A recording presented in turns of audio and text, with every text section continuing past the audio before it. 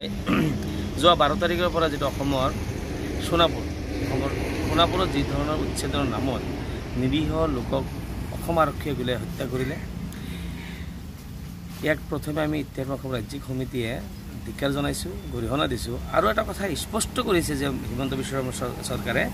যে এই হিমন্ত বিশ্ব শৰ্মা চৰকাৰ অহাৰ পিছৰে পৰা অকল বাছি যে ধৰ্মীয় সংখ্যালঘু অধ্যুষিত অঞ্চলতে উচ্ছেদ চলি আছে এই কথাটো ইতিমধ্যে স্পষ্ট হৈছে আৰু এই যে দিনা যেটো এটা ফুলকমলি এটা কেঁচু বা এটা বাচ্চা ছোৱালী এজনীতো গুলি লাগিছিল যেটো আমি দেখা পালো বিভিন্ন সংবাদ মাধ্যমৰ জৰিয়তে এই শিশুজনৰ কি ভুল আছিল শিশুজনৰ ওপৰত যে বৰ্বৰ যেটো হেৰি কৰিলে অসম আৰক্ষীয়ে এই এজন শিশুৰ ওপৰত অত্যাচাৰ চলাই কি বুজাব বিচাৰিছে অসম আৰক্ষীয়ে গতিকে আজি এইখিনি দেখাৰ পিছতো কিয় মুখ্যমন্ত্ৰী ডাঙৰীয়া কোনো ধৰণৰ হেৰি ব্যৱস্থা নললে কোনজন বিষয় এই ধৰণৰ এটা বৰ্বৰ কাণ্ড সংঘটিত কৰিলে এই বিষয়সমূহ কিন্তু আমি চাব লাগিব ইতিমধ্যে তাৰ পিছত দেখা পোৱা গৈছে তাতে কেইবাটাও ঘটনা সংঘটিত হৈছে আমি যিখিনি দেখা পালোঁ আজি কেইবাটাও পলিটিকেল পাৰ্টিৰ পৰা বিধায়কসকলে গৈছিল যোৱাৰ পিছত কিন্তু তাৰ পৰা মানুহখিনি খেদি দিয়া হৈছে আৰু এটা কথা সংবাদ মাধ্যমত আমি দেখা পাইছোঁ যে কথাখিনি কোৱা হৈছে যে আইডিও বিধায়কসকলক যদি তাৰ পৰা পঠিয়াই দিয়া হ'ল তাতে সোমাবলৈ দিয়া নহ'ল এই তাতে কিন্তু RSSৰ এজন দত্ত খাংকন নামৰ এজন ব্যক্তি তাতে কিন্তু ভিডিঅ'টো দেখা পোৱা গৈছে আৰু পিছত যেতিয়া আমি ফেচবুকটো চালোঁ চোৱাৰ পিছত দেখা পালোঁ যে নহয় তেখেতে বিশ্ব হিন্দু পৰিষদৰ এজন কৰ্মকৰ্তা হয় গতিকে তাতে আৰক্ষী থকাৰ পিছতো আৰক্ষীয়ে যদি ক'ৰবাত মানুহক এন্ট্ৰি কৰিব দিয়া নাই তেনেহ'লে এইটো এটা বেলেগ কথা কিন্তু বিশ্ব হিন্দু পৰিষদৰ মানুহ তাত কিয় থাকিলে এই সমগ্ৰ বিষয়টো আমি যদি চাওঁ সেই লোকসকলে যে তাত থাকি আছে কিয় চৰকাৰী ভূমি থাকিব লগা হ'ল আৰু তাতে কিন্তু তথ্যটো বহুত ধৰণৰ হেৰি পোৱা গৈছে চাৰ্কল অফিচাৰে কৈছে যে নহয় এই মাটিখিনি এৰ কোনো ধৰণৰ ট্ৰাইবেল বেল্টৰ বা পিজিয়াৰ কোনো তথ্য তেখেতসকলৰ নাই ৰেলৱে বুলি কৈছে ৰেলৱে মাটি সময়ে ইয়াক মানে উচ্ছেদ অভিযান চলাই থকা হৈছে মানে সেই বিষয়টো ৰেলৱে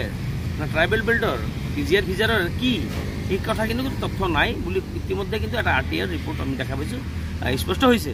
তাৰ পিছতো কিয় বাৰে অকল সংখ্যালঘুৰ ওপৰত এই ধৰণৰ উচ্ছেদৰ নামত এটা অমানৱীয় উচ্ছেদ অভিযান চলাই এটা মানে এটা বৰ্তমান চৰকাৰখনে যে অসম ভাৰতীয় সংবিধানক একদম মানে চূড়ান্তভাৱে অৱমাননা কৰিছে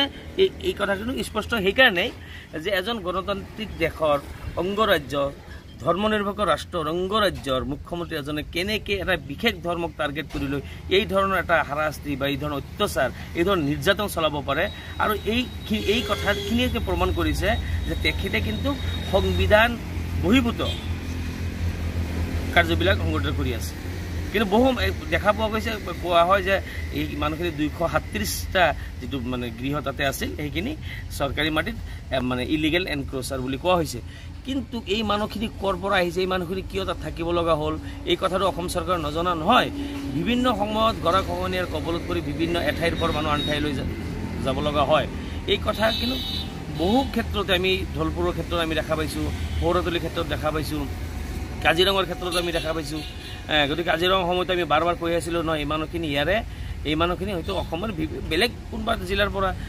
গৰাখহনীয়াৰ কবলত পৰি আহিছে প্ৰতি বছৰে হাজাৰ পৰিয়াল যে গৃহহীন হৈ আছে এই কথা এই তথ্য ৱাটাৰ ৰিচোৰ্চ ডিপাৰ্টমেণ্টৰ তাত আছে না নাই জলসম্পদ বিভাগৰ তাত আছে না নাই জলসম্পদ বিভাগে কিয় সেই গৰাখহনীয়া ৰোধ কৰাৰ ক্ষেত্ৰত বিজ্ঞানসন্মত ব্যৱস্থা কৰিব পৰা নাই কিয় অসমৰ মাননীয় মুখ্যমন্ত্ৰী ডাঙৰীয়াই কিয় কেন্দ্ৰীয় চৰকাৰৰ ৰাষ্ট্ৰীয় সমস্যা ঘোষণা কৰিব নোৱাৰিলে এতিয়ালৈকে এই সমগ্ৰ বিষয়টো আমি চাব লাগিব এই বৰ্তমান যেটো যোৱা 20 দিনৰ পৰা যেটো এটা প্ৰেক্ষাপট সৃষ্টি হৈছে অসমত এটা কিন্তু এটা সাম্প্ৰদায়িক এটা মানে এই ধৰণৰ এটা পৰিৱেশ সৃষ্টি কৰা হৈছে এটা কমিউনিটিৰ এগেইনষ্টত এটা নেৰেটিভ ক্ৰিয়েট কৰা হৈছে এটা কমিউনিটিৰ এগেইনষ্টত এটাৰ পিছত এটা ষ্টেপ লোৱা হৈছে এটা কমিউনিটিৰ এজনৰ ভুলৰ কাৰণে গোটেই কমিউনিটিক হেৰি জগৰীয়া কৰা হৈ আছে এই কথাবিলাক কিন্তু গতিকে আমি এটা কথা স্পষ্ট কৰি দিছোঁ অসমৰ মুখ্যমন্ত্ৰী ডাঙৰীয়াক আপুনি অসমৰ মুখ্যমন্ত্ৰী অসমৰ গৃহমন্ত্ৰী আপোনাৰ আৰক্ষীয়ে শিশুকো এৰা নাই এই কথাটো আপুনি কি এনচাৰ দিব আপোনাৰ ৰাজ্যতে বিশেষ অৰ্গেনাইজেশ্যন এটাই ক'ব পাৰে যে 15 মিনিট সময় দিলে পুলিচ আঁতৰ কৰি দিলে সব খালী কৰি দিব তাৰমানে কি তাৰপিছত কি ব্যৱস্থা ল'লে সেই সংগঠনৰ নেতাজনৰ বিৰুদ্ধে সেই সংগঠনৰ নেতাজনৰ বিৰুদ্ধে কি ব্যৱস্থা ল'লে এতিয়ালৈকে এই কথাবিলাক কিন্তু অসমৰ যিসকলে অসম প্ৰেমী যিসকলে মানে ভাতৃত্ববোধৰ প্ৰতি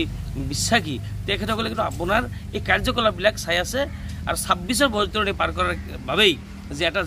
জনগোষ্ঠীক এটা বলিৰ পথা সজাই আছে এই কথা কিন্তু ইতিমধ্যে অসমৰ ৰাইজে গম পাইছে।